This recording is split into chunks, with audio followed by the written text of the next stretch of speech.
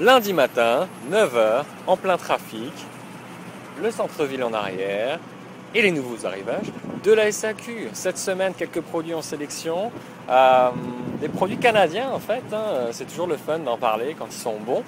Je ne vous parlerai pas en détail, mais toute la gamme Clos Jordan, donc ces vins qui sont faits en Ontario, base de pinot noir et chardonnay, dans un budget quand même milieu de gamme, entre 25 et 45 $ selon les cuvées.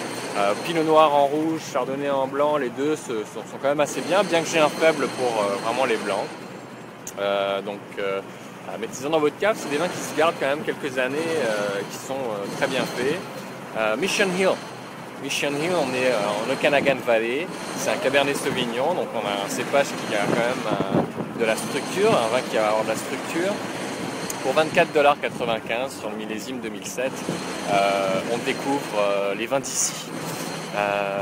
N'hésitez pas à aller avec les pièces grillées au barbecue, viande rouge, de l'agneau, c'est quand même assez corsé.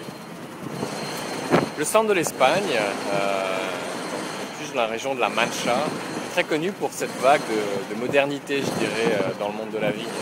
Une modernité qui se fait sentir justement par des cuvées assez boisées, assez concentrées en matière. Ici, c'est la cuvée Pinta pour 5 cépages. C'est la maison Pago del Vicario pour 17,20 $ sur le millésime 2005, un millésime qui a déjà quand même 5 ans. On a un produit qui mérite l'intérêt, avec cette typicité espagnole, un côté quand même épicé, puissant en finale, mais on manque pas de fraîcheur, il y a une belle acidité pour équilibrer, bien balancer.